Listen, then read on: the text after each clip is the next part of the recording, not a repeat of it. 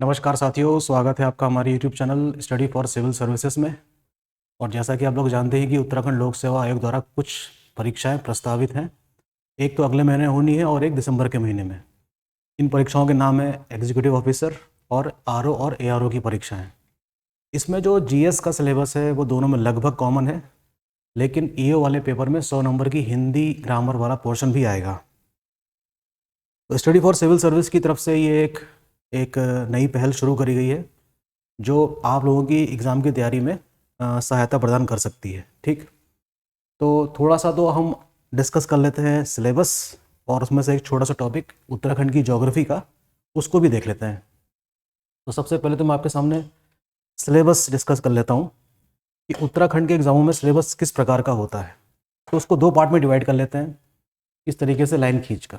ठीक, एक तरफ तो मैं लिख लेता हूँ जीएस यानी कि जनरल स्टडीज़, और एक तरफ मैं लिख लेता हूँ उत्तराखंड स्पेशल अर्थात उत्तराखंड विशेष।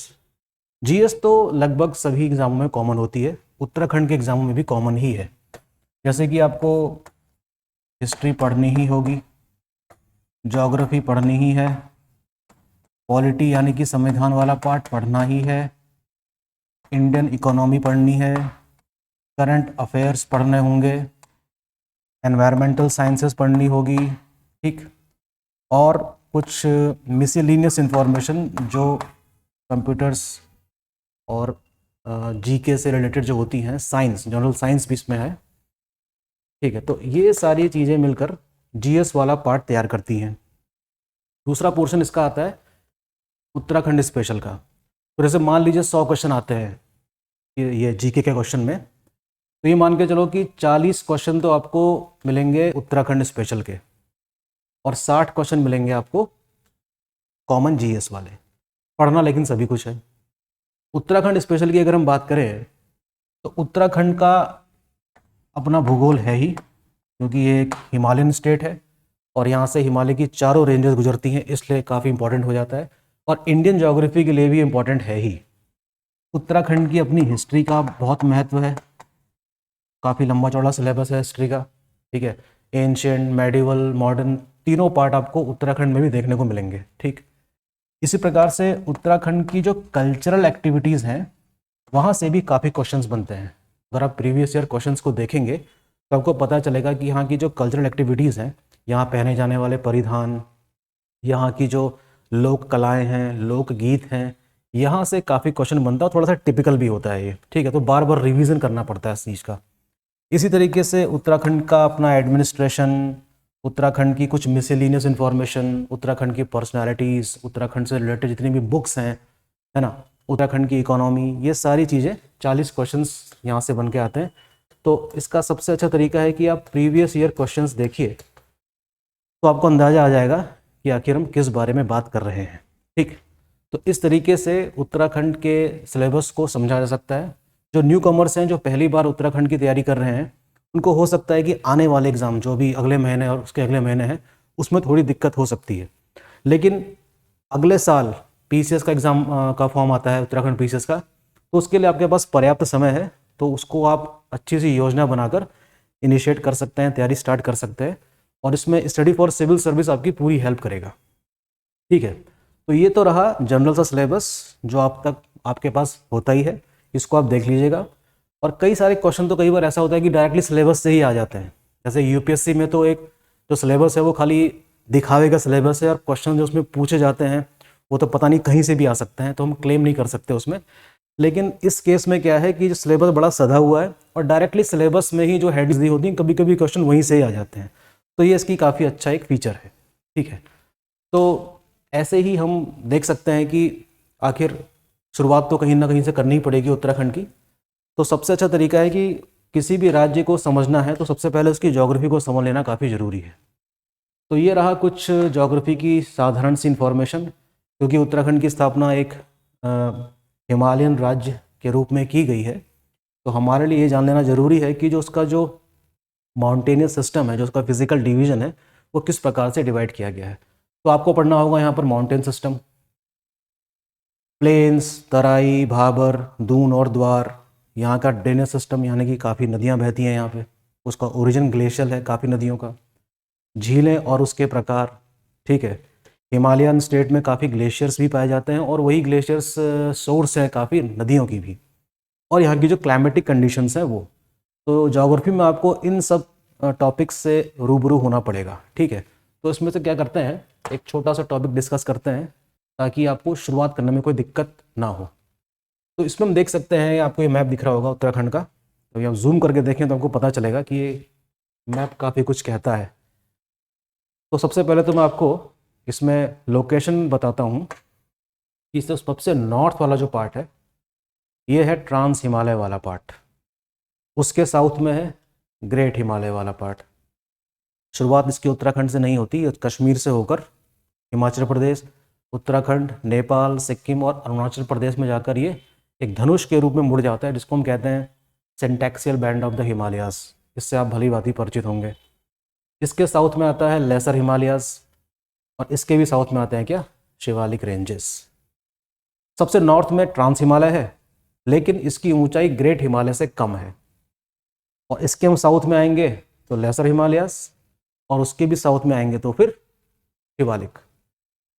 तो किसी भी किताब में जब शुरुआत की जाती है किसी भी स्टेट की या किसी भी देश की, तो सबसे पहले उसकी सिचुएशन या पोजीशन को जान लेना जरूरी होता है, जैसे कि उसके कोऑर्डिनेट्स क्या हैं, अर्थात विश्व के मानचित्र में इसकी स्थिति क्या है।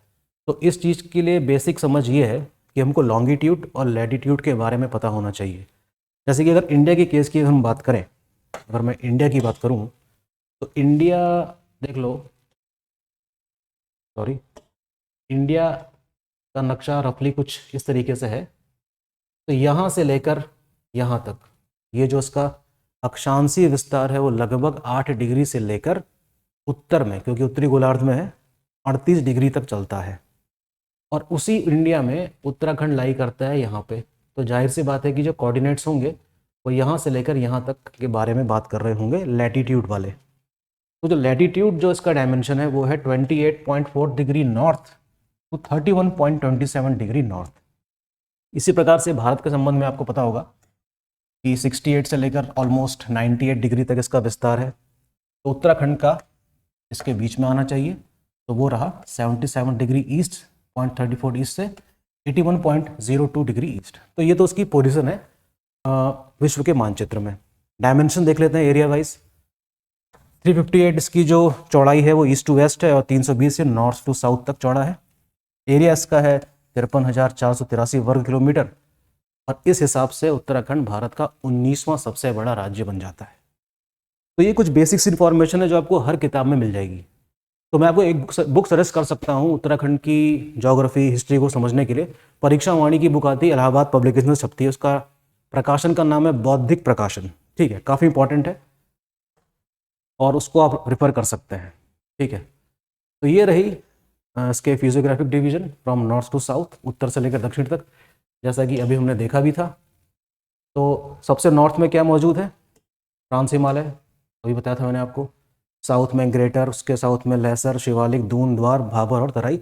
दरअसल ये उत्तराखंड की फिजियोग्राफिक डिवीजन्स हैं और इनके संबंध में हमें थोड़ी बहुत जानकारी होनी ही चाहिए, ठीक। आगे बढ़ जाते हैं। फिर देखिए ट्रांस हिमालय सबसे नॉर्दर्न मोस्ट पार्ट है, पैरेलली रन करता है ग्रेट हिमालयास के। टोटल लेंथ इसकी है 1600 किलोमीटर। टोटल लेंथ की बात हो रही है, उत्तराखंड में बहुत कम है। और ऊंचाई इसकी जैसे कि ग्रेट हिमालय से कम है, मैंने आपको बताया था, 2500 से 3500 मीटर, और चौड़ाई लगभग 20 से 30 किलोमीटर ही है, ठीक है। हिमालय से नॉर्थ में मौजूद है। अधिकतर क्वेश्चन कुछ इस तरीके से आते हैं उत्तराखंड से कि ट्रांस हिमालय वाला इलाका उत्तराखंड के कितने जिले से गुजरता है। इसी प्रकार से ग्रेटर हिमालयास की फॉर्मेशन, जैसा कि आप लोग जानते हैं कि इंडियन प्लेट, एक टेक्टोनिक प्लेट थ्योरी आपने पढ़ी होगी, टेक्टोनिक प्लेट्स के बारे में। तो इंडियन पूरी प्लेट किससे टकराई थी, ये यूरेशियन प्लेट या तिब्बतन प्लेट से टकराई थी।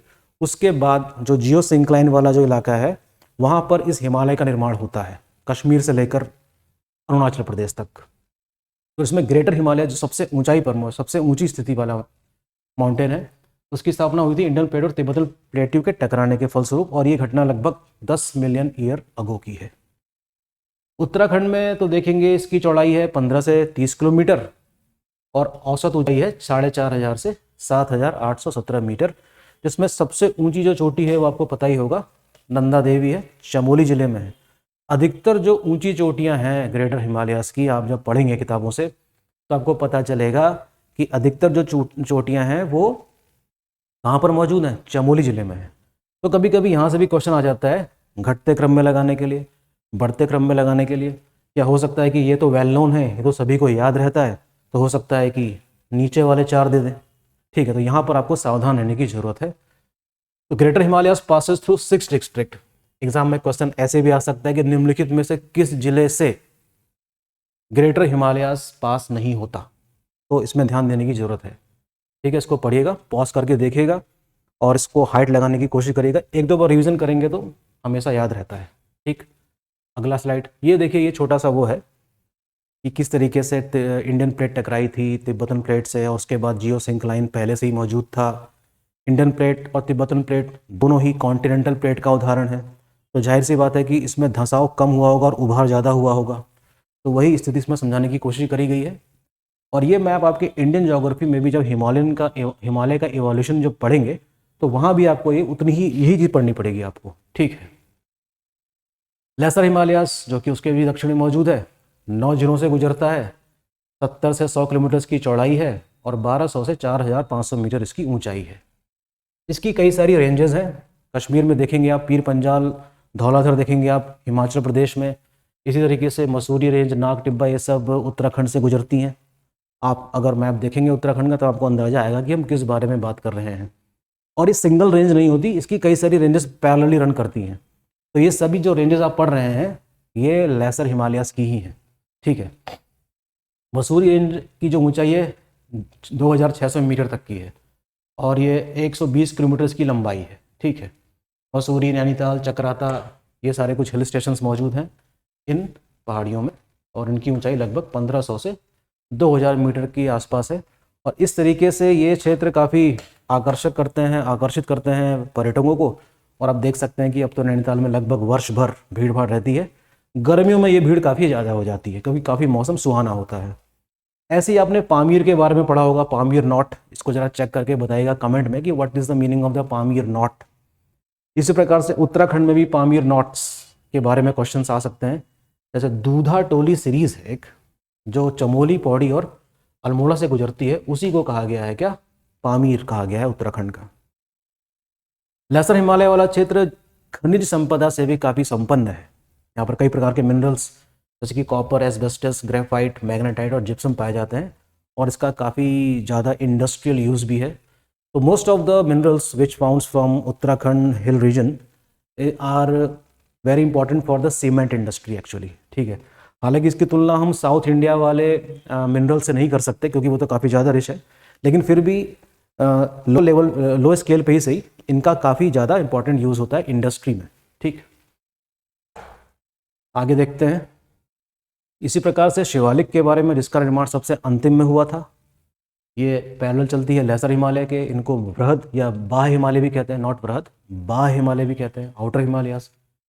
ठीक है, parallel to the lesser Himalaya चलती है, 2,400 किलोमीटर की चौड़ाई है कश्मीर से लेकर अरुणाचल प्रदेश तक। और पोटवार पठार जो है आपका कश्मीर के पास, वहाँ से लेकर ये ब्रह्मपुत्र तक चलती है। थिकनेस यानी कि चौड़ाई इसकी वेरी करती है, कहीं कहीं पर इसकी चौड़ाई 50 किलोमीटर है, कहीं कहीं पर बहुत कम 15 किलोमीटर में भी है।